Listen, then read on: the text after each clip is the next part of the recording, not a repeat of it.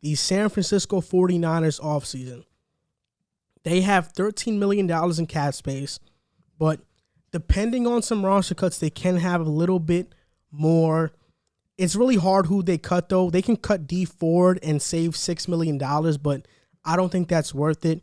Jimmy G, if he's cut or traded, would save them $24 million. So that's a huge possibility. Weston Richburg, who is a really good center but has been injured, if he's cut, the team can save $8 million because his contract is not guaranteed by if he gets injured. Because of that, they can cut him. And they have a lot of pending free agents. Trent Williams, the biggest one. Richard Sherman, who won't be back. Solomon Thomas, first-round pick, is disappointing thus far. Jaquiski Tart, Kyle Juszczyk, Tevin Coleman, Kendrick Bourne, K'Wan Williams, Jason Verrett, Akello Witherspoon, Emmanuel Mosley, Nick Mullins, and Tom Compton.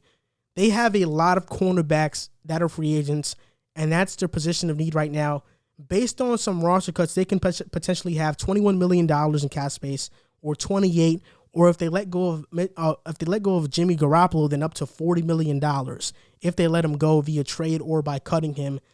We'll see what they do, but I don't know. Right now, I think the priority is to just bring back Trent Williams out of this whole group.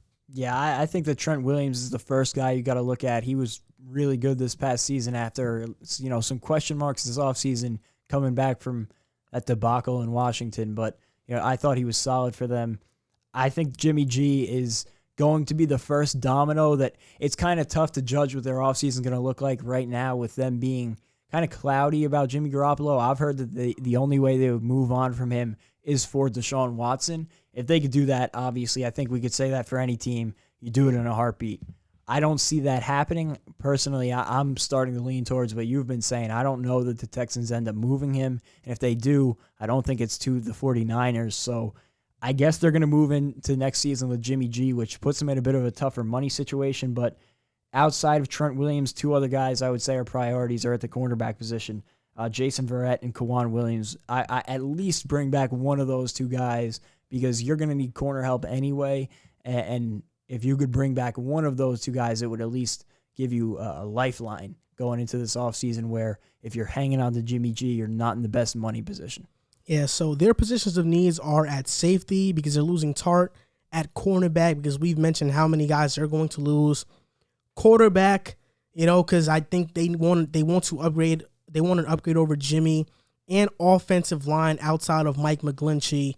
Some free agent targets, they're balling on a budget, so they have to try to make the most out of this. At safety, I think Sean Williams is a good option. He's been a leader on the Bengals for years now. He would really fit well with the 49ers. Deron Harmon is a name to monitor, and Jaleel Adai. He's free agent from the Chargers. At guard, John Feliciano, Lane Taylor, Austin Blythe, Brian Winters, DJ Fluker. At center, Ted Karras, Alex Mack, Corey Lindsey. Alex Mack is a guy that I think would go to San Francisco because he wants to win. Then at cornerback, Michael Davis, a young corner they can target. Desmond King, Kevin King, who he had his stumbles in Green Bay, but he's an okay cornerback, and he was a second-round pick. And when you don't have much cap space, you have to take risks on guys who were high picks. And another guy would be Garyon Conley or Levi Wallace. And out of these guys, I think you got to try to prioritize a safety and a center. I'd say go after Alex Mack and Sean Williams. And at the cornerback position, possibly Levi Wallace or Michael Davis. Yeah, I think center is a position I was looking at too because, like you said, I think they're going to move on from Richburg just because of the money situation. I like Alex Mack because I don't think he's going to command too much money. And like you said, I think even coming to a winning team, he might take even more of a pay cut. And then I think depending on what they do at corner, that'll be another big, important position for him. And the money situation isn't going to be great. So you said a couple of names I was thinking of. Another guy, Rasul Douglas, was a guy I was looking at.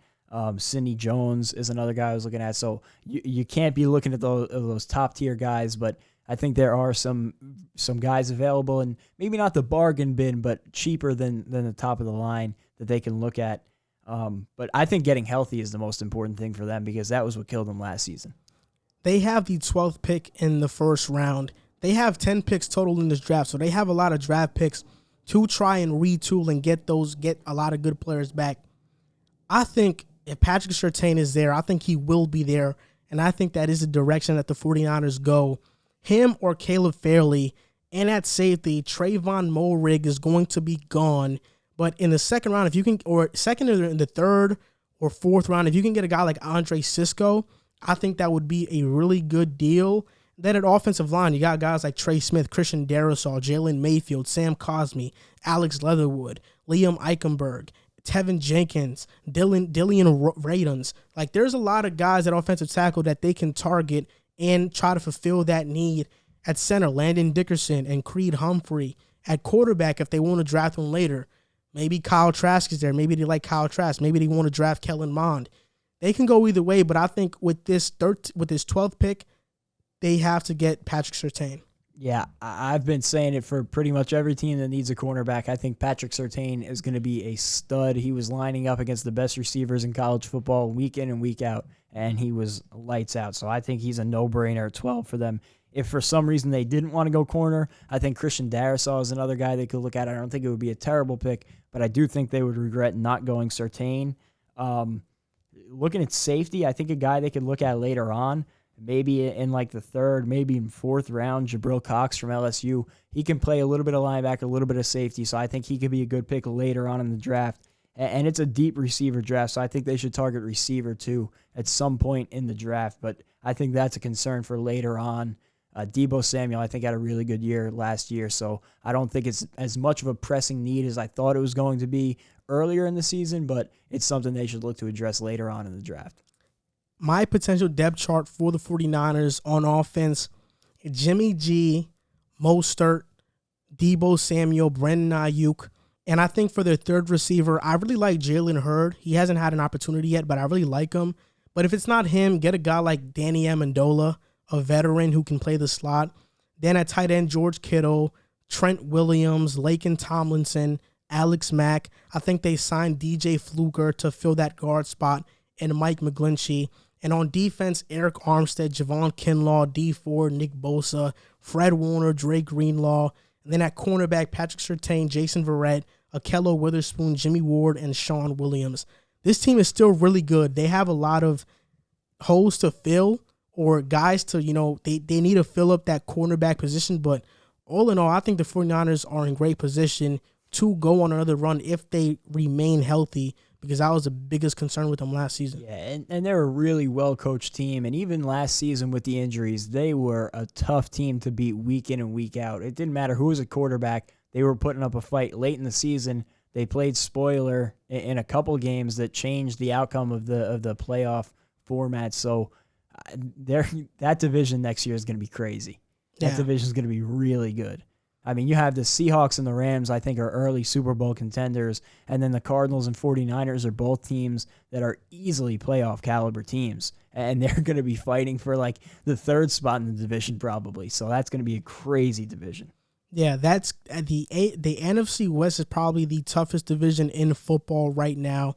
There are some divisions that are up there, but I think in terms of quarterback play alone, the NFC West has it right now with Kyler Murray, Russell Wilson, Matthew Stafford, and I still think Jimmy Garoppolo is a good NFL quarterback. So we'll see what happens next season. There are a lot of holes to fill for the 49ers. And I think that Garoppolo is fine for Shanahan's system. Like, I don't think you need I don't think you needed Deshaun Watson in a Kyle Shanahan system. And that's a lot of the reason that I said I could potentially see the Jets sticking with Sam Darnold this year, because you don't need a guy to do too much at the quarterback position. And they showed that. They went to the Super Bowl with Jimmy Garoppolo. So although I think money-wise it might make sense to move on from Jimmy Garoppolo, it's not that bad of an idea to play it safe, go with a guy knows the system. He can get the job done, and as much as I might have hated on him earlier in the episode, I think he's a more than perfectly fine option at quarterback for the 49ers.